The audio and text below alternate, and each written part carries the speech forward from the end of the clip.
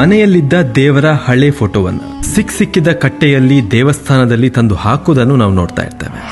ಹೀಗೆ ಮಾಡೋದು ಎಷ್ಟು ಸರಿ? ಹಾಗಾದ್ರೆ ಇಂಥ ದೇವರ ಫೋಟೋಗಳನ್ನ ಏನ್ ಮಾಡಬೇಕು? ಸಂಶಯ, ಭಯ ಎಲ್ಲವೂ ಕೂಡ ನಮ್ಮಲ್ಲಿರುತ್ತೆ. ಈ ಎಲ್ಲ ಕಾರಣಕ್ಕಾಗಿಯೇ ಮಂಗಳೂರಿನಲ್ಲಿ ನಡೀತಾ ಇದೆ ವಿಸರ್ಜನಾ ಅಭಿಯಾನ. ದೇವರ ಹಳೆಯ ಫೋಟೋಗಳ ಸಹಿತ ಧಾರ್ಮಿಕ ತ್ಯಾಜ್ಯಗಳನ್ನು ಸುರಕ್ಷಿತ ಮತ್ತು ಗೌರವಯುತವಾಗಿ ವಿಲೇವಾರಿ ಮಾಡೋದಕ್ಕೆ ರಾಮಕೃಷ್ಣ ಮಿಷನ್ ವಿಸರ್ಜನೆ ಅನ್ನುವಂತ ಅಭಿಯಾನವನ್ನು ಆರಂಭಿಸಿದೆ. ಮಾರ್ಚ್ 16ರಿಂದ 26 ತನಕ ಈ ಅಭಿಯಾನ ನಡೀತಾ ಇದ್ದು ಮಂಗಳೂರಿನ 5 ಸ್ಥಳಗಳಲ್ಲಿ ಸಂಗ್ರಹಣೆಗೆ ಅವಕಾಶವನ್ನು ಕಲ್ಪಿಸಲಾಗಿದೆ. ಮಂಗಳದೇವಿ ದೇವಸ್ಥಾನ, ಕದ್ರಿ ದೇವಸ್ಥಾನ, Vijay Bharat mall, Pandeshwar forum mall ಮತ್ತು ಸುರತ್ಕಲ್ ಗೋವಿಂದಾಸ್ ಕಾಲೇಜ್ ಇಲ್ಲಿ ತಾತ್ಕಾಲಿಕ ಸಂಗ್ರಹ ಕೇಂದ್ರವನ್ನು ತೆರೆಯಲಾಗಿದೆ.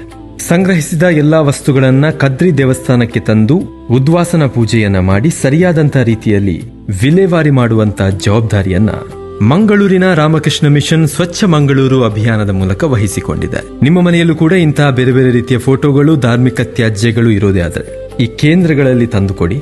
ಆ ಮೂಲಕವಾಗಿ ಮಂಗಳೂರಿನ ಸ್ವಚ್ಛತೆಗೆ ನಾವೆಲ್ಲರೂ ಕೂಡ ಕೈ ಜೋಡಿಸೋಣ.